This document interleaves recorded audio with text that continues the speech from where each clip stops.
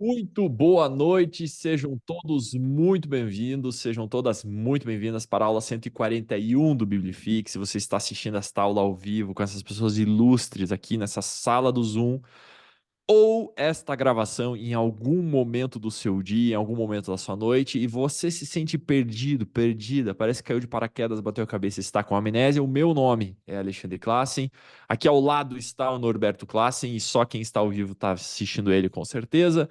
E o tema da aula de hoje é coragem. Vamos falar sobre coragem, uma virtude necessária. Uma virtude absolutamente necessária para viver o que você deseja na sua vida, mas também necessária para viver aquilo que a Bíblia quer ou a Bíblia indica que a gente pode viver e que a gente deve viver. Você vai precisar dessa virtude. Coragem não é uma coisa banal, não é uma coisa trivial. Ela é uma virtude que precisa ser cultivada dentro de nós, tá? A, a grande sacada do Biblifique, e aqui eu vou ser bem transparente com vocês, e fica mais legal que fica gravado. Estamos hoje na aula 141, gente. A gente começou isso aqui em outubro de 2020, lá no meio da pandemia. E a grande sacada do Biblifique é que mesmo que indiretamente, mesmo que as pessoas não percebam, vocês acompanham toda a nossa jornada, não só a minha, mas a do Norberto também, toda a nossa jornada teológica. Todos os nossos pensamentos que vão entrando na nossa cabeça, tudo aquilo que está fritando na nossa cabeça, aquela tempestade toda. E mesmo depois de 3 anos, mais de 3 anos aqui, 140 aulas gravadas, tudo aquilo que a gente fez até hoje, eu posso dizer que eu estou entrando em um equilíbrio teológico agora. E talvez se surpreenda você. Alexandre, como assim, cara? Se você está entrando em equilíbrio teológico agora, imagine eu. Pois é, mas eu estou entrando, eu me considero entrando em um equilíbrio teológico agora. A realidade é o seguinte: quanto mais você começa a saber, quanto mais você começa a estudar, quanto mais você começa a viver, e eu já estou nessa jornada há 13 anos, o Norberto já há 30 e poucos, mais você começa a perceber que você não sabe. E aí a coisa começa a ficar mais profunda, e aí você começa a ter as suas crises aqui. Inclusive a Siri está tentando participar da aula aqui. Então, como eu estava falando, eu estou entrando em equilíbrio teológico agora, né? Eu saí, você já vai entender o que isso tem a ver com a aula de hoje, ok? Eu saí de um ambiente pentecostal extremamente, quase que uma teologia da prosperidade, quase que, em alguns momentos, alguns pastores, em algumas mensagens, caíam na heresia da teologia da prosperidade. Eu saí de lá há algum tempo, há 8 anos, propriamente dito, e eu caminhei por momentos teológicos distintos e diferentes. Fui lá para os reformados, fui lá para uma teologia um pouco mais, ah, com todo respeito, entre aspas, ok? Com todo respeito, um pouco mais pessimista, um pouco menos envolvendo o evangelho, envolvendo as escrituras e a palavra aqui no terreno e sempre pensando no reino que há de vir. Então, digamos, em um gráfico, entre aspas, ok? Em um gráfico de otimismo, eu estava aqui em cima e eu fui lá para baixo, e agora eu estou entrando num equilíbrio teológico em que eu consigo ver com muito mais clareza a aplicação das escrituras num aspecto divino e reino divino celestial, aquilo que ainda há de vir, aquilo que a gente ainda vai viver na eternidade, etc., mas também uma aplicação muito mais assertiva na nossa prática terrena aqui. Em meio a esse processo, é lógico que eu não vivi 100% de algumas verdades que a Bíblia tinha, por estar tentando buscar a melhor maneira de encarar essas verdades. Fato, ok. Eu estava tentando me aprofundar nessas verdades. E eu fui fundo mesmo, em coisas que, para a maioria dos cristãos, eles praguejam por aí, ou eles pregam por aí aos telhados e gritando e falando como se fossem verdades.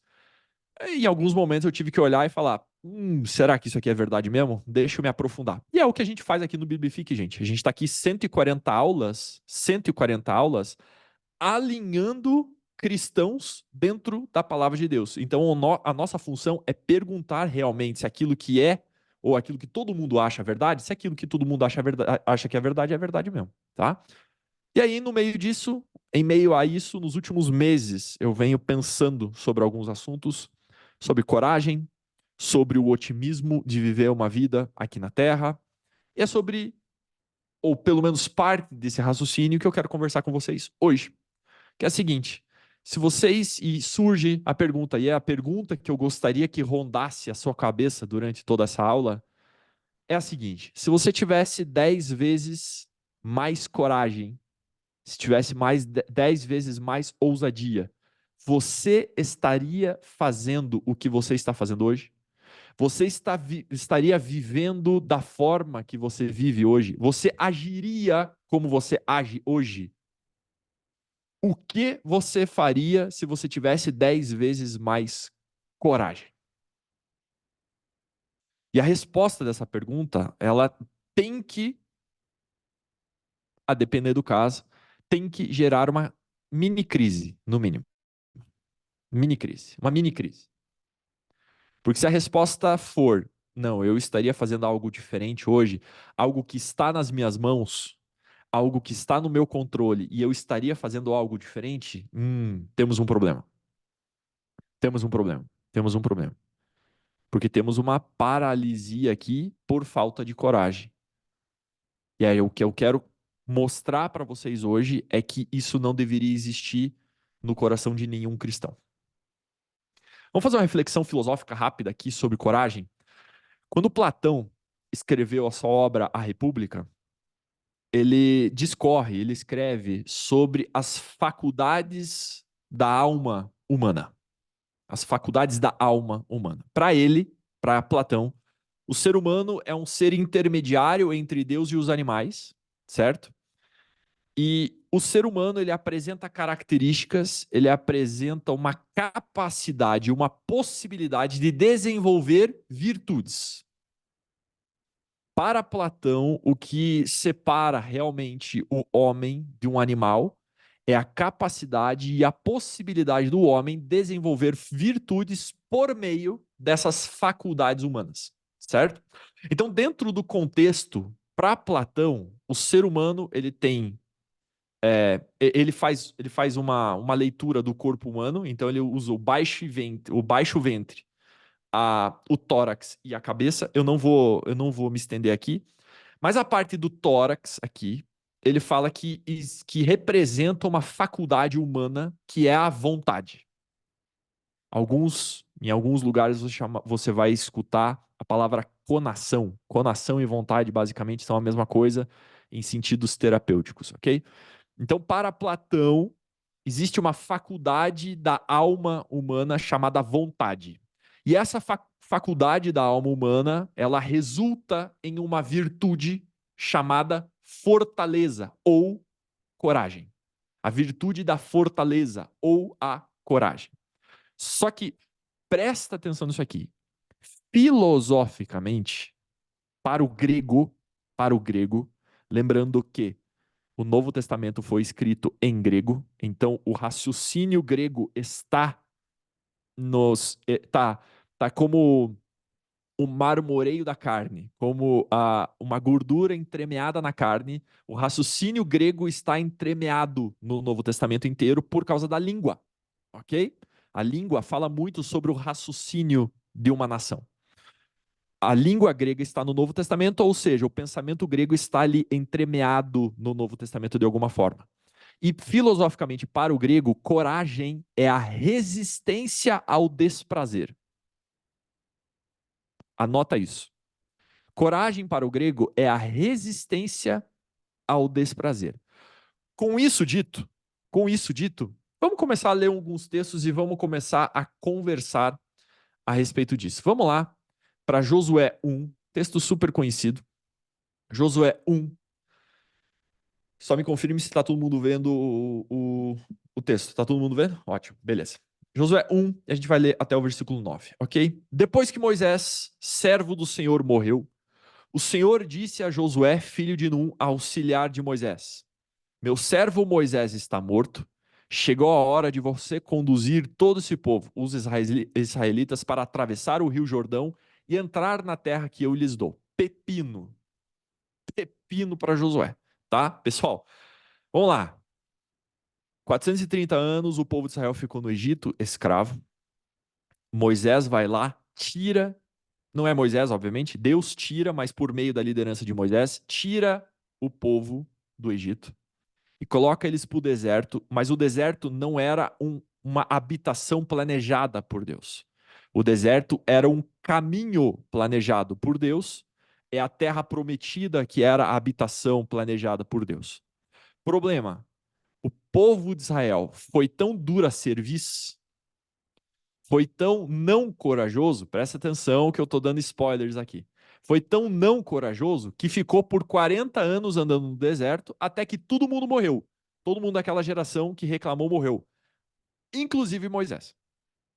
E aí, de repente, Deus chega para Josué e fala: Josué, sabe Moisés? Moisés que tirou o povo lá do Egito, Moisés do qual você foi auxiliar por muito tempo. Josué, gente, foi o único a subir a um determinado momento do Monte Sinai, tá? Todo mundo ficou embaixo, só subiu Moisés e Josué. Ou seja, Josué viu o que ninguém do povo tinha visto. Nada, zero. Além disso, tinha sobrevivido aos 40 anos do deserto, junto com Caleb. E aí Deus chega e fala assim: Moisés está morto, Josué. Agora é contigo. Você vai levar esse povo para dentro da terra que eu prometi. Versículo 3: Eu darei a vocês todo o lugar em que pisarem, conforme prometi a Moisés, desde o deserto do Negueb até ao sul, até os montes do Líbano ao norte, desde o rio Eufrates a leste, até ao mar Mediterrâneo a oeste, incluindo toda a terra dos hititas. Enquanto você viver, ninguém será capaz de lhe resistir, pois eu estarei com você, assim como eu estive com Moisés. Não o deixarei, nem o abandonarei. Versículo 6, agora presta atenção. Seja forte e corajoso. Seja forte e corajoso, pois você conduzirá este povo para tomar posse da terra que jurei dar aos seus antepassados. Deus estabelece uma premissa aqui para Josué. Ele dá uma ordem, na verdade, para Josué. Ele diz: Josué, seja forte e corajoso, porque você vai conduzir o povo até a terra que eu prometi, a terra prometida. Seja somente forte e muito corajoso. Tenha o cuidado de cumprir toda a lei que o meu servo Moisés lhe ordenou. Não se desvie dela nem para um lado nem para o outro. Assim você será bem-sucedido em tudo que fizer. Relembre continuamente os termos desse livro da lei. Medite nele dia e noite para ter certeza de cumprir tudo que nele está. Tudo que nele está escrito. Então você prosperará e terá sucesso em tudo que fizer.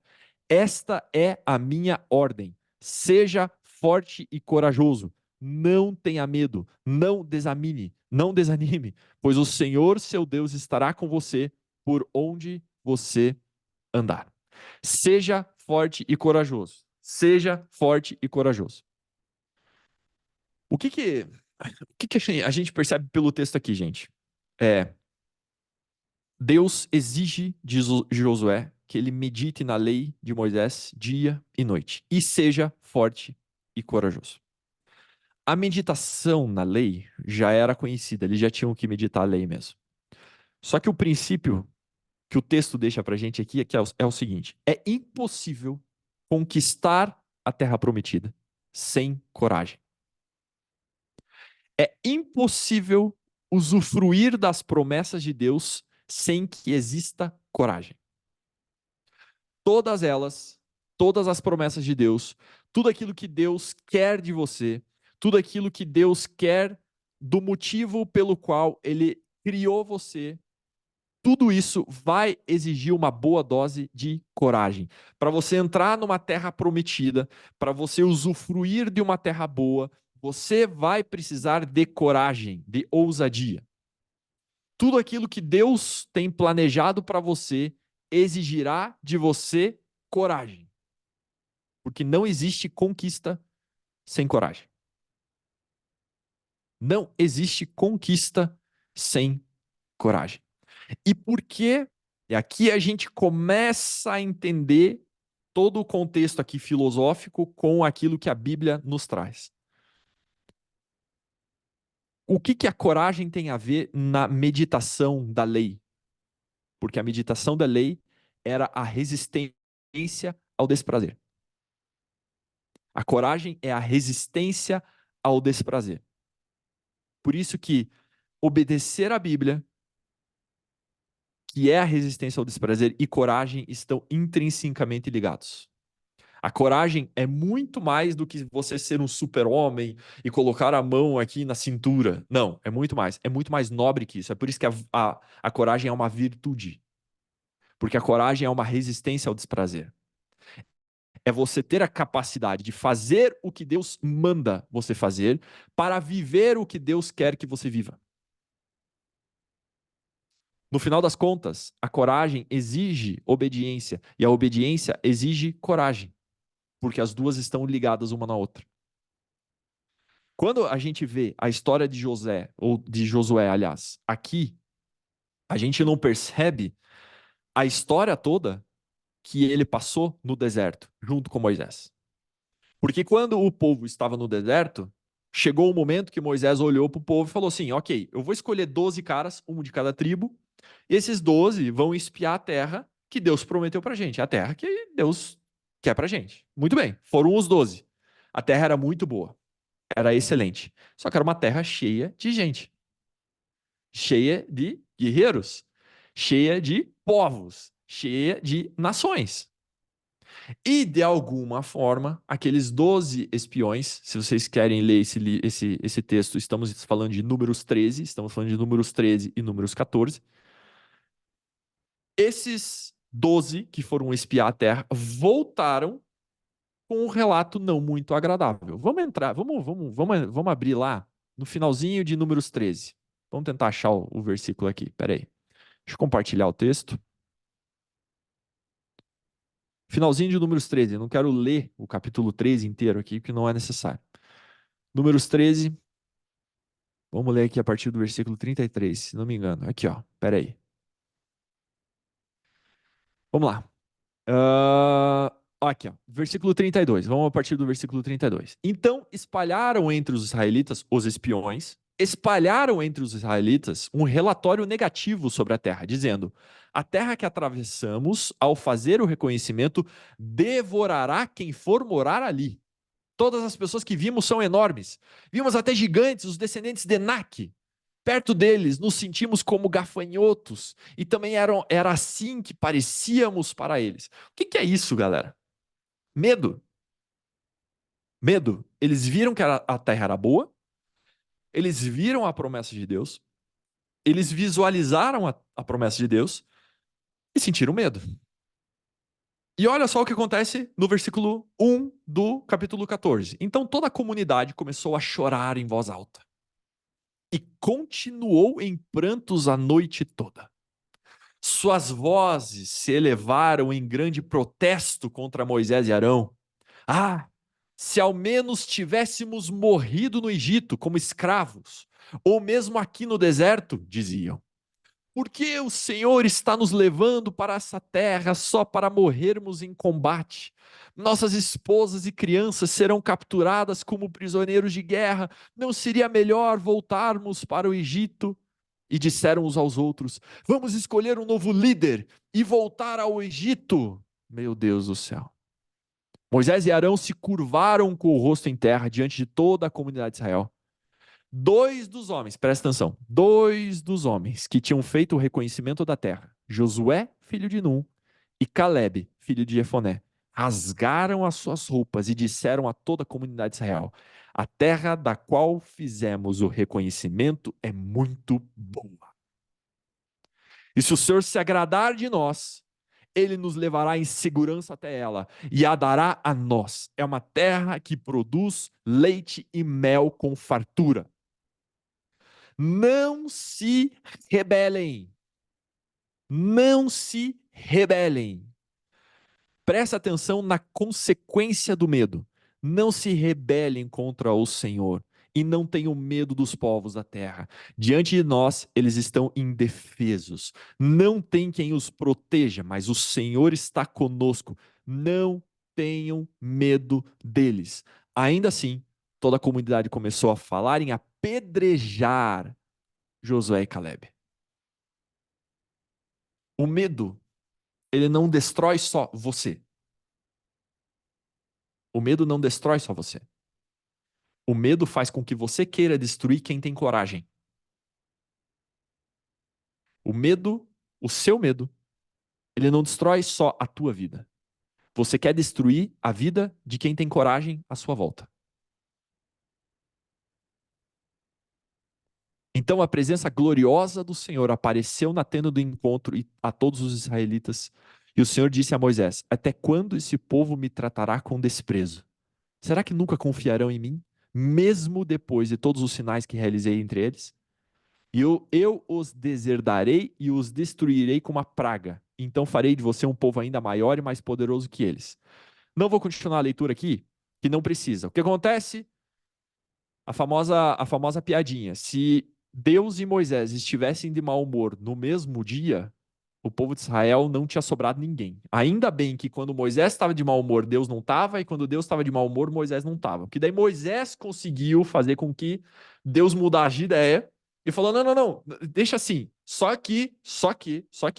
Deus falou: ok, beleza. Só que vocês vão ficar 40 anos no deserto até o último homem dessa geração morrer. Só vai sobrar dois caras. Dois caras para ver o que eu vou fazer. Josué e Caleb. Esse Josué recebeu a incumbência, então, de colocar o povo lá dentro. Agora, presta atenção nisso aqui. O nível de coragem que você vai precisar, o nível de coragem que você vai precisar para viver aquilo que Deus quer que você viva. Presta atenção nisso aqui. No relato dos espias, quem eram os dois corajosos? Caleb e Josué, concordam? Muito bem. Quando Deus aparece para Josué, 40 anos depois, 40 anos depois, e fala assim: Josué, agora você vai conduzir esse povo lá para dentro. O que que Deus fala para um Josué já corajoso? Seja corajoso. Josué, não tenha medo. Seja forte e corajoso. Meu irmão, minha irmã, Josué já era corajoso. Josué estava vivo por ser corajoso. Ele já era forte. E mesmo assim, Deus olha e fala: Josué, é o seguinte, você é corajoso, você é forte, você vai precisar de mais. Você vai precisar de mais. Ou seja, é exigido de nós, como cristãos, que nós desenvolvamos com vontade, com vontade, com a faculdade da alma da vontade, a virtude da coragem. Porque senão a gente não vive o que tem que viver. Isso no eterno, isso também no terreno. Agora, falando do medo que invadiu o coração dessa galera, e o medo que invade os nossos corações muitas vezes.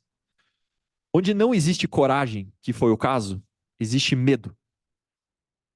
Onde existe o domínio do medo, quando o medo nos domina. Por que eu estou dizendo do domínio do medo?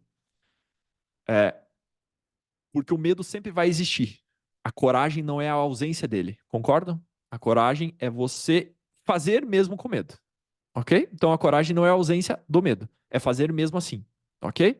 Então, quando o medo domina, quando existe, quando o medo toma as tuas decisões, sobra incredulidade e onde há incredulidade, há murmuração. Percebam que todas as vezes no deserto, quando o povo de Israel está lá no meio, quando o medo bate, o medo de passar fome, por exemplo, bate, existe incredulidade e murmuração. Incredulidade e murmuração andam sempre juntos. Se você perceber que você está reclamando demais, é porque provavelmente está te faltando fé para alguma coisa. E provavelmente você tenha que desenvolver a virtude da coragem. Está te faltando coragem para fazer alguma coisa. O corajoso reclama, ou O não corajoso, o covarde, ele murmura. O covarde reclama. Quem reclama demais é covarde. É por isso que a virtude da coragem é tão importante, porque a coragem ela gera muitas coisas. A coragem ela te tira desse espaço onde você reclama de tudo. A coragem te tira desse espaço onde a incredulidade ela predomina na tua decisão. Porque onde há incredulidade e murmuração, pessoal, há pecado. Sentir medo não é pecado. Mas deixar-se ser dominado pelo medo, sim.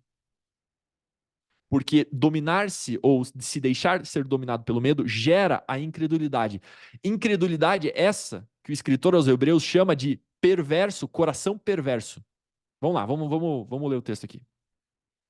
Vamos ler o texto. Hebreus 3. Deixa eu compartilhar com vocês o texto. Hebreus 3, se não me engano, a partir do versículo 12. Hebreus 3, versículo 12. Portanto, irmãos, cuidem para que nenhum de vocês tenha um coração perverso. Um coração perverso e incrédulo. Eu gosto da, da Almeida, que diz um coração perverso de incredulidade. É como se a perversidade e a incredulidade estivessem juntos. Como se a incredulidade fosse a perversidade. E essa perversidade da incredulidade que os desvie do Deus vivo. Advirtam uns aos outros todos os dias, enquanto ainda é hoje, para que nenhum de vocês seja enganado pelo pecado e fique endurecido. Porque nos tornaremos participantes de Cristo se, de fato, mantivermos firme até o fim a confiança que nele depositamos no início. Oh, o escritor aos Hebreus está falando de que virtude aqui? Coragem. Porque nos tornaremos participantes de Cristo se desenvolvermos a nossa coragem de forma firme até o fim, na confiança que nós depositamos em Cristo, desde o início. Lembre-se do que foi dito. Hoje, se ouvirem a sua voz, não endureçam o coração como eles fizeram na rebelião. E quem foram os que se rebelaram mesmo depois de terem ouvido? Não foram aqueles que saíram do Egito conduzidos por Moisés? E quem deixou Deus irado durante 40 anos? Não foi o povo que pecou e cujos corpos ficaram no deserto? Do que ele está falando aqui? Números 13 e 14. E a quem Deus se dirigiu quando jurou que jamais entrariam em seu descanso? Não foi ao povo que lhes desobedeceu? Ou que lhe desobedeceu? Vemos, portanto, que não puderam entrar no descanso, e o descanso aqui é a terra prometida, por causa da sua incredulidade. O que eu estou traçando aqui é a importância gigantesca da coragem. Porque onde não há coragem, há medo. Onde há medo, existe incredulidade e murmuração. E onde existe incredulidade e murmuração, existe pecado. E a incredulidade é o pecado gerado, presta atenção nisso aqui. A incredulidade é o pecado gerado pelo medo quando ele toma as tuas decisões. A incredulidade é o pecado gerado pelo medo quando o medo toma as tuas decisões. E quantas decisões você tem tomado simplesmente porque você está com medo?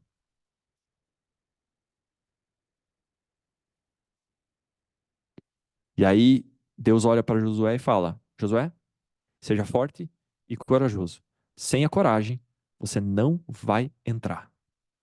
Você não vai conseguir conduzir esse povo. Não tem jeito. E olha que interessante, trazendo aqui para um contexto do Novo Testamento, quando a gente olha coragem no Novo Testamento, a gente vê avanço, progresso, multiplicação. Vamos lá para Mateus 4, Mateus não, Atos 4, 24. Deixa eu abrir aqui para vocês. Atos 4, 24. Olha que interessante esse texto. Atos 4, 24.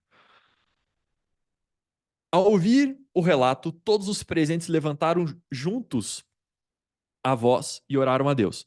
Vamos voltar aqui para cima. Vamos voltar aqui para cima para ver qual é o relato, tá? Aqui é Pedro e João diante do conselho dos líderes. Por quê? Por quê? Porque em Atos 3 eles curaram um paralítico na porta do templo, na porta formosa. Estão lembrados dessa história? Muito bem. Eles curaram esse cara em nome de Jesus. E isso causou um rebuliço ao ponto deles dois serem presos, tá? Eles foram libertos. O Deus liberta eles da prisão. E aí começa esse texto aqui, ó. Assim que foram libertos, Pedro e João voltaram ao lugar onde estavam e os outros irmãos lhe contaram o que os principais sacerdotes e líderes tinham dito. Tinham proibido ali Pedro e João de pregar a respeito de Jesus. Estavam tentando proibir, estavam sendo perseguidos. Ao ouvir o relato, todos os presentes levantaram juntos a voz e oraram a Deus. Ó soberano Senhor, Criador dos céus e da terra, e do mar e de tudo o que neles há. Falaste muito tempo atrás pelo Espírito Santo nas palavras do nosso antepassado Davi, teu servo. Por que as nações se enfureceram tanto? Por que perderam tempo com planos inúteis? Os reis da terra se preparam para guerrear. Os governantes se uniram contra o Senhor e contra o seu Cristo. De fato, isso aconteceu aqui nessa cidade, pois Herodes Antipas, o governador Pôncio Pilatos, e os gentios e o povo de Israel se uniram contra Jesus, teu santo servo, a quem ungiste. Tudo o que fizeram, porém, havia sido decidido de antemão pela tua vontade. E agora, Senhor, ouve as ameaças deles e concede aos teus servos coragem para anunciar a tua palavra. Estende a tua mão com poder para curar, e que sinais e maravilhas sejam realizados por meio do nome do teu santo servo Jesus. E preste atenção nisso aqui. Depois dessa oração, o lugar onde estavam reunidos tremeu e todos ficaram cheios do Espírito Santo e pregavam corajosamente a palavra de Deus. Onde existe coragem, existe avanço, existe conquista. Mas, Alexandre, como assim o avanço? Vamos lá. Depois disso, olha o que acontece lá em Atos 9. Alguns capítulos à frente. Atos 9, 31. A igreja, em meio às perseguições, a igreja tinha paz em toda a Judéia, Galiléia e Samaria. Ia se fortalecendo à medida que andava no temor do Senhor e, encorajada pelo Espírito Santo, crescia em número. Onde existe coragem, presta atenção, onde existe coragem, existe conquista. Onde existe coragem, existe avanço. Onde existe coragem, existe abundância. Onde existe coragem, existe cumprimento das promessas. Mais do que isso, quando eles pediram por coragem, o que aconteceu com eles? Eles foram cheios do Espírito Santo. Porque o Espírito que mora dentro de nós, o Espírito Santo de Deus, o Espírito de Deus, ele não é um espírito de medo. Ele é um espírito de coragem. 2 Timóteo 1,7. Vamos lá. 2 Timóteo 1,7. Pois Deus não nos deu um espírito que produz temor e covardia. Temor e covardia. Mas sim que nos dá poder, amor e autocontrole. Presta atenção. Ei, presta atenção. Lembra que eu falei? Que o raciocínio grego estava entremeado no Novo Testamento? Gente, a gente não consegue entender o Novo Testamento de forma plena se a gente não tiver essa premissa aqui dentro da gente. Vamos lá. Deus não nos deu um espírito que produz temor e covardia, mas sim que nos dá poder, três coisas: poder, amor e autocontrole. O que os gregos falavam sobre coragem? Coragem é resistência ao desprazer, ok? Então vamos lá. Coragem, ela é um poder que você tem? Ela não te dá poder? Ela não te dá essa gana de fazer alguma coisa? Sim. Concorda? Faz um joia aí, galera, se vocês concordam comigo. Muito bem. Amar, amar, muitas vezes, não é você resistir ao desprazer. Não é difícil amar. Não precisa de coragem para amar. Precisa de coragem para amar. Amor está inserido na coragem? Está inserido na coragem. Autocontrole, domínio próprio, não é resistência ao desprazer? Paulo só está dissecando o que é coragem aqui. Pois Deus não nos deu um espírito que produz temor e covardia, mas sim que nos dá coragem. E o coragem se resume em poder, avanço, progresso, em amar. Não existe coragem real, na essência, sem amor e autocontrole. Alta capacidade em resistir ao desprazer. Você percebe que coragem é muito mais do que seja corajoso, ei, vamos lá, levante suas mãos, etc. Pessoal, eu trabalho com isso, tá? Eu trabalho com isso. Eu trabalho com isso. E eu vejo essa porcaria sendo veiculada em um monte de Instagram por um monte de profissionais. Você precisa ser corajoso. Isso não é coragem. Coragem é mover-se.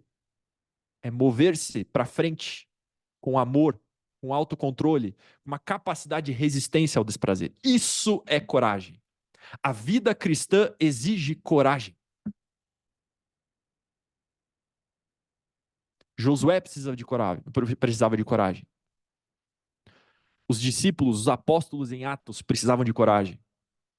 Poder, amor, domínio próprio, avanço, amando o mundo, irrestritamente.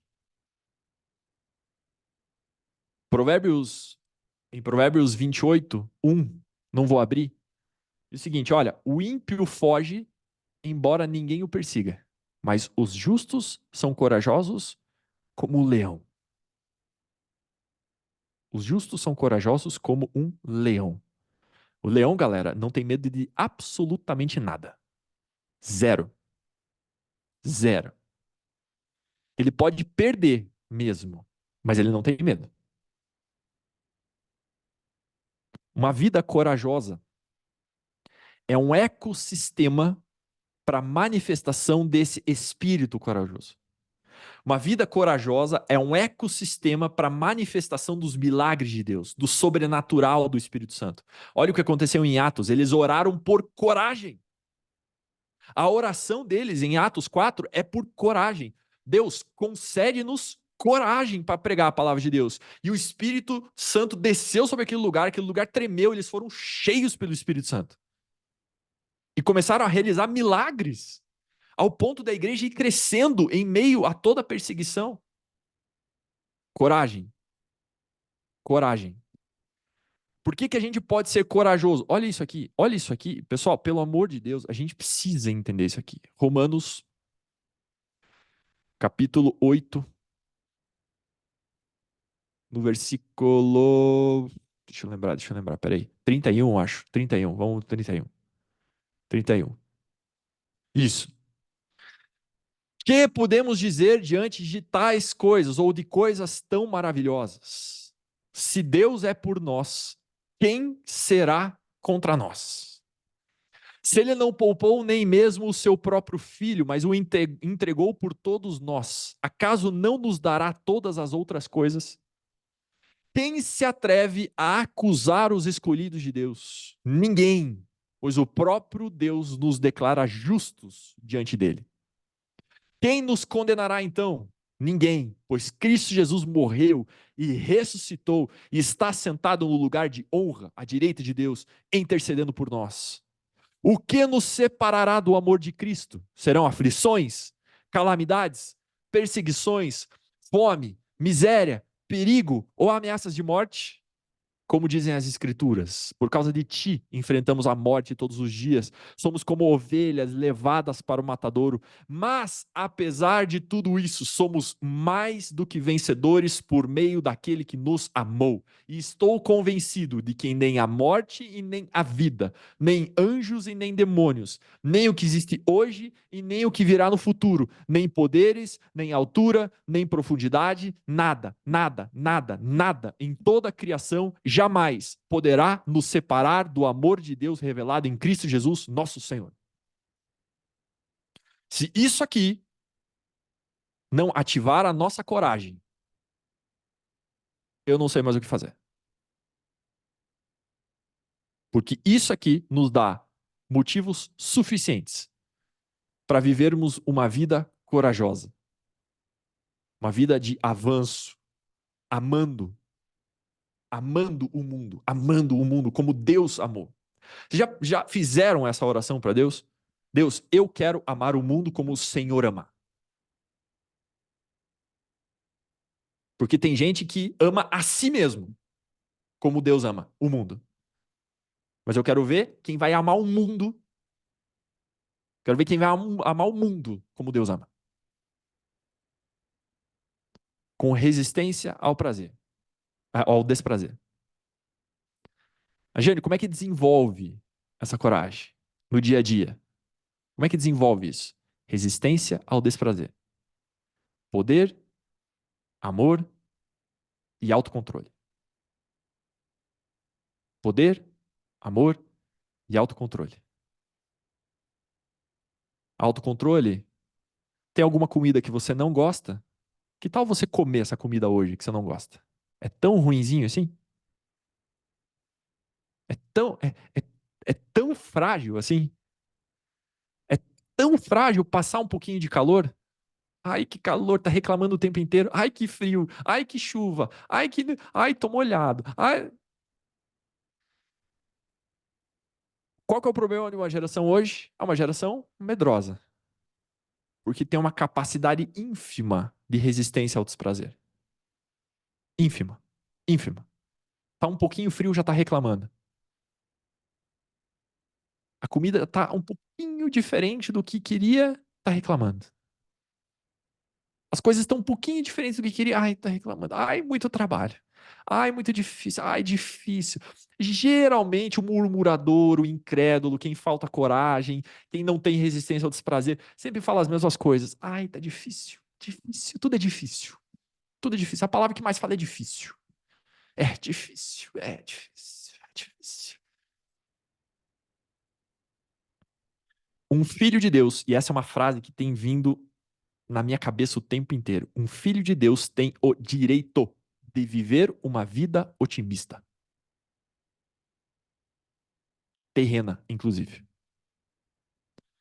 E é por causa disso que eu digo que eu estou entrando num equilíbrio teológico. Porque eu consigo falar a respeito disso sem cair numa heresia da teologia da prosperidade que Jesus morreu para você ficar rico. Não morreu para você ficar rico. Você pode ficar. Pode ficar. E Deus pode te abençoar mesmo. Deus pode te abençoar mesmo.